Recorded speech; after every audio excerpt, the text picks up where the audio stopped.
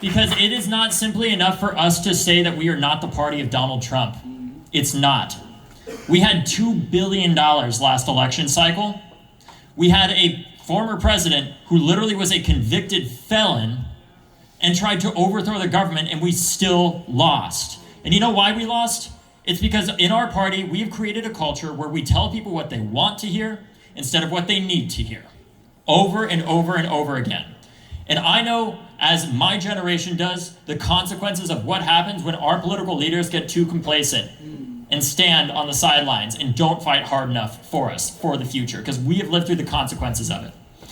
Our generation has been told by the Democratic Party over and over and over again, we must defend democracy, we must defend democracy, we must defend democracy, and of course, we agree with that. But what we fail to acknowledge is that it is this democracy that has put our generation through the climate crisis, through the housing crisis, through the healthcare crisis, and through school shootings and other forms of gun violence.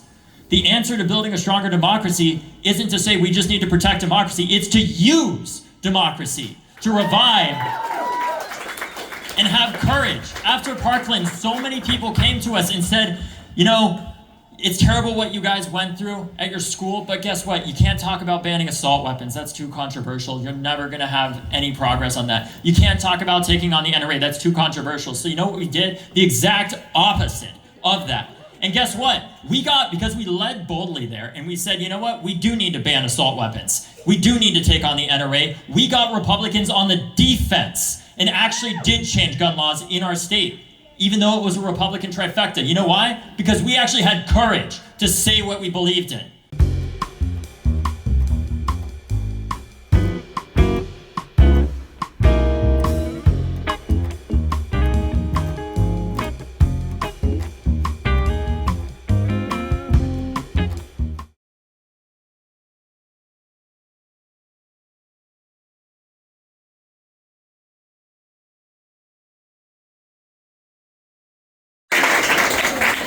When we heard that David was coming to Providence, we were just so excited because we appreciate you speaking truth to power. We appreciate your advocacy, and we appreciate all of the advocates that are here who have worked for over a decade to pass so many gun safety laws, and all of our gun safety legislators and champions. We couldn't do this work without you. I had the pleasure to be at the march in Washington, D.C. in 2018 with moms at the time, and I was just so impressed with your courage as survivors and as young people, standing up for what is right, like standing up for public safety, and also sharing the stage with your Black and brown sisters and raising awareness of how gun violence disproportionately affects Black and brown people, and just your courage and speaking truth to power, and especially here in Rhode Island where we have a big priority this session. We're really grateful for you being here and for raising your voice in the name of public safety. So thank you, David. And I'm just going to say a few words of someone. David Hogg is gifted. I've been involved in politics for decades now. There are few people who have wowed me like David Hogg, and I mean that honestly. And I have had the privilege of meeting many of our great leaders. There is something special about him. He went through a traumatic experience that every mother dreads. And he, through that, has made the commitment and puts an enormous amount of pressure on himself and high expectations on himself to make this world better in all different ways. And he wants us to be better. He's putting the same expectations that he puts on himself that he's putting on us, and he's right to do that. He is a new, strong, important voice of the Democratic Party, as are all of you. I am so happy that you're here and you're young, you're the future. You're why we do this. I'm at the end of the line, you're at the beginning. beginning of the road.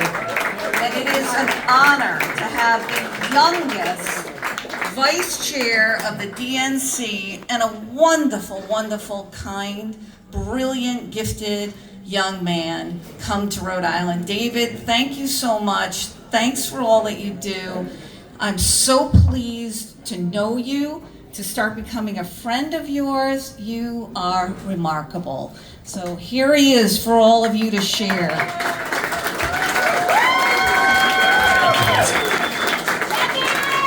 Can we give it up for Liz? You know, I was actually, when I first heard about this event, it was from your speaker. He's like, we have this thing called Build a Bench, you gotta come to it. So here I am, right? And also, of course, Liz is here. Our country is in a moment of crisis right now, obviously. We're in a major moment of crisis. And recently I have made some decisions and announcements that have upset some people. In DC, mainly. And thank you. The reason why I'm doing this, work, the announcement that we made is that we're raising $20 million to do two things at once. One, defeat Republicans and win back the majority, and two, give people a Democratic Party to vote for. And let me talk about why that matters. Because it is not simply enough for us to say that we are not the party of Donald Trump. It's not. We had $2 billion last election cycle. We had a former president who literally was a convicted felon and tried to overthrow the government, and we still lost. And you know why we lost?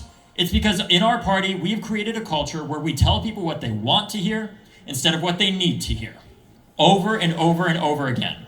And I know, as my generation does, the consequences of what happens when our political leaders get too complacent and stand on the sidelines and don't fight hard enough for us, for the future, because we have lived through the consequences of it. Our generation has been told by the Democratic Party over and over and over again, we must defend democracy, we must defend democracy, we must defend democracy, and of course, we agree with that. But what we fail to acknowledge is that it is this democracy that has put our generation through the climate crisis, through the housing crisis, through the healthcare crisis, and through school shootings and other forms of gun violence. The answer to building a stronger democracy isn't to say we just need to protect democracy, it's to use democracy, to revive and have courage. After Parkland, so many people came to us and said, you know, it's terrible what you guys went through at your school, but guess what? You can't talk about banning assault weapons. That's too controversial. You're never going to have any progress on that. You can't talk about taking on the NRA. That's too controversial. So you know what we did? The exact opposite of that. And guess what? Because we led boldly there, and we said, you know what? We do need to ban assault weapons. We do need to take on the NRA. We got Republicans on the defense and actually did change gun laws in our state, even though it was a Republican trifecta. You know why? Because we actually had courage to say what we believed in, and we got it done. The result was we passed a red flag law that has saved over 21,000 lives in our state since the shooting in Parkland. If we didn't have the courage to stand up and say what needed to be said, my own mom may not be alive right now because she got so many death threats. One of them was from a supporter of the NRA that said, F with the NRA and go be DOA. And we were able to use the red flag law that we passed after Parkland to disarm the man that threatened to kill my own mother. That is the power of what can happen when we actually have the courage to do the right thing.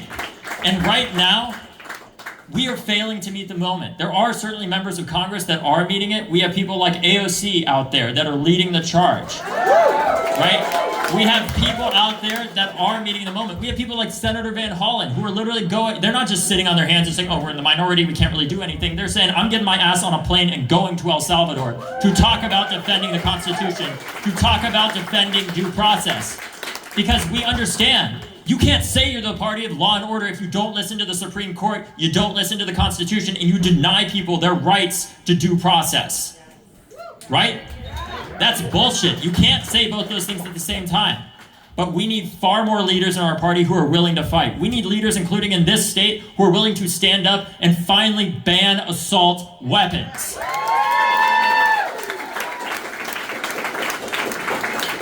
We need a new generation to stand up here and build a Democratic Party that we can all believe in, that we are proud to say we are a part of, and we can do that because our party has an incredible legacy. The reason why I'm a Democrat, it's not because I think we're the greatest, that we're a perfect party, or that we're God's greatest gift by any means, or that we're famously well organized.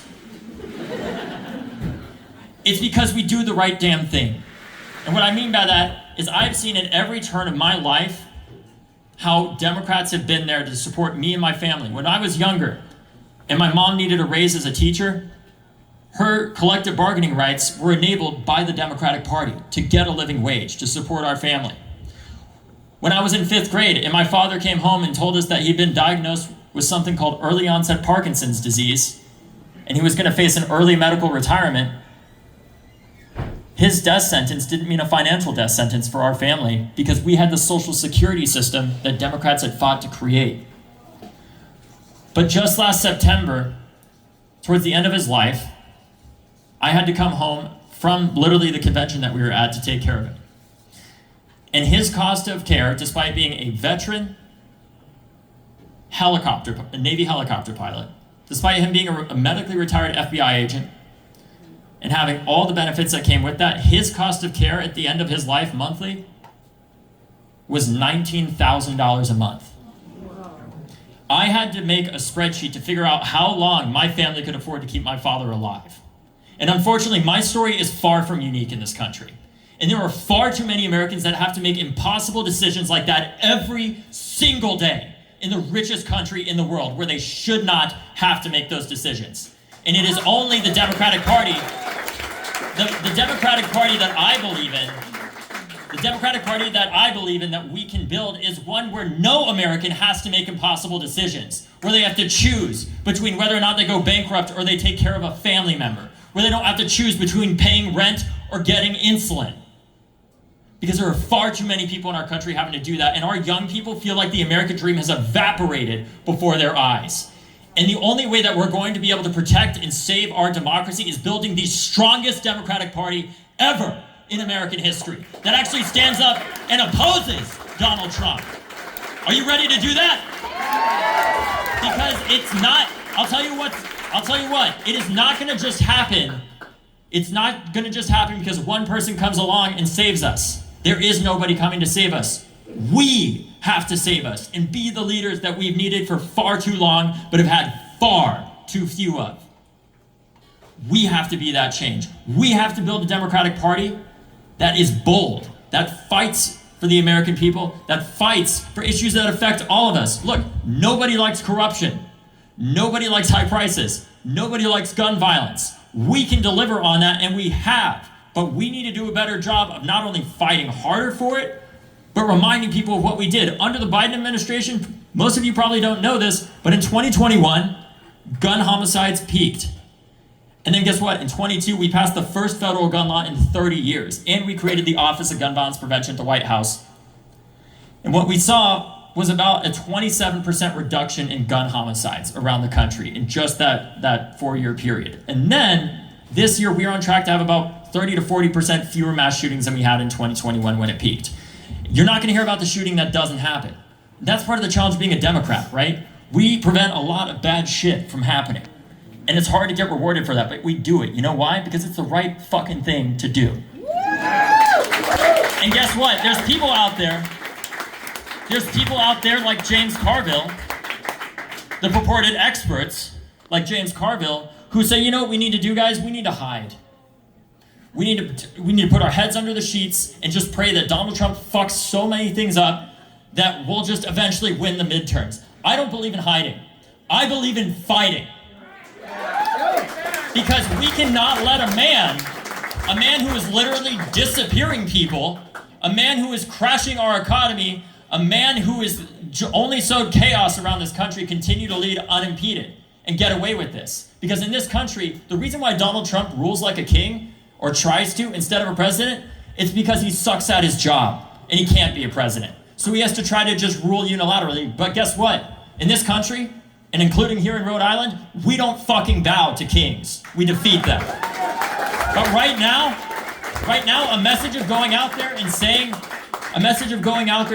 oh, we're just not Donald Trump, is not enough. Our party must provide an alternative, realistic vision for the American people, for our young people, especially of how we are fighting to revive the American dream for them, that they feel like is so far gone. And you know what we need to do as part of that? We need to show them how we are taking on the special interests that have played a major role in killing it.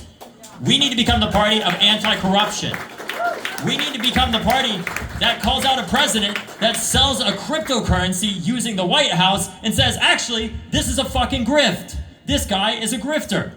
But instead, we've decided, for some goddamn reason, that the best method here is to hide and hope that things get better. I'm not hiding. And I believe that right now, when our approval rating is at 27%, with our own base, I believe right now, when we just lost an election after spending $2 billion against a fascist and we still lost, I think it's time to focus on more than our messaging. It's time to focus on who we are. Because I want to build a party that people fight for. Because this generation is going to lose faith in democracy if we don't show them how it is used to actively help them and defeat the special interest that destroyed so many elements of the American dream. Are you guys ready to do that? Because I know the power. A few years ago when I was protesting with an incredible activist named Dolores Huerta, I asked her, what is the most important thing that you can do to create change? And you know what she told me? It's to make people believe that change is actually possible. Right now, our party needs to do a hell of a lot more to make people believe that change is actually possible. And what that is going to require is a new generation stepping up and working across all generations. This isn't just about age, to be clear. There are old people and young people who suck. It's not something that is just about age. It is about effectiveness. The work that we're doing here is not to say out with the old and in with the new. It's out with the ineffective and in with the effective. There are far too many people that are just filling chairs, taking checks, and failing to fight back successfully against Donald Trump and stand up to him. And I think it is time for us to embrace primaries in our party. Specifically, and let me be clear about this, specifically in our seats that don't risk us losing majorities, and have a healthy process of saying, guess what, in our party, you know what's great about us? We're not a cult, right? We understand that in democracy, nobody is entitled to their position, because ultimately the people get to pick that. And what I'm advocating for is just something simple. An option for voters to have of who they vote for, of who represents them. That's it. That is what is so controversial about this, is giving people that option. And frankly, in DC, I can tell you this, they want to do two things at once that are impossible. They want to keep the status quo the same, so they can keep cashing their checks, they can keep collecting their checks, and maintain the power structures that be, and they want to win. Those two things are not possible, but nobody's willing to say that in that town, because then they get their reputation smeared and destroyed. I don't care, though. Because what I know is the cost of when our politicians fail to act. And I'm not here to keep all the same people in DC. I'm here to make sure that we take care of the people outside of DC. And what it's going to require for us to do that, it's going to require empowering a generation to step up and be the leaders that we need. So if you're a young person, run for office. And don't step away from our party. Don't walk away from our party. Step into it and make us the party that we all know that we could be, but we currently are not, because we can be that party. That ensures that no American has to make the impossible decisions that millions of people are having to do right now. And you can do that here in Rhode Island. I want this state to be a shining example for all other states with Democratic trifectas to say, hell, you know what Rhode Island did? We should do that too, because you can be that. I believe in the future of this state, and I know you have some incredible legislators who also believe in the future of this state. What we need, though, as a Democratic Party, is just a little bit more courage to do things like ban assault weapons, to do things like successfully address the housing crisis and not let a bunch of NIMBYs get in the way when our young people are having to flee our states because they can't afford to live there. Because not only is it the right thing to do, it is a political liability. Our blue states are losing population so quickly that it is very likely we are going to be drawn out of power for the next decade if we do not do something. Texas and Florida are each going to gain 4 to 5 electoral votes. California is going to lose 5. Many of our blue states are going to lose 1 or 2 electoral votes. That is a crisis. We are in a moment of crisis, and what we have to do right now is build the strongest Democratic Party possible to do that. And you know where that starts? It's right here tonight, and it's right here in Rhode Island. Are you guys ready to do that? Because I believe with a Democratic Party that has the courage to successfully address these issues, we can make school shootings history and not fucking headlines like they are right now. Because you know what? Democrats actually believe we can do something about that, other than sending our thoughts and prayers. Are you ready to do that? I believe that we need to acknowledge the fact that, yes, guess what? Our job is harder than Republicans. Because unlike them, we don't get elected on the idea that government sucks and then do a terrible job and then say, you know what we need to do is privatize it and sell it to our rich friends who funded our campaigns. It is always going to be harder to make something work, but you know what? That's what we're here to do as Democrats, is the hard things to help the people, to ensure that nobody has to make those impossible decisions. You all can do that here in Rhode Island. You can. All we need is a few more people to have the courage to stand up and believe that change is actually possible. Are you guys ready to build that Democratic Party?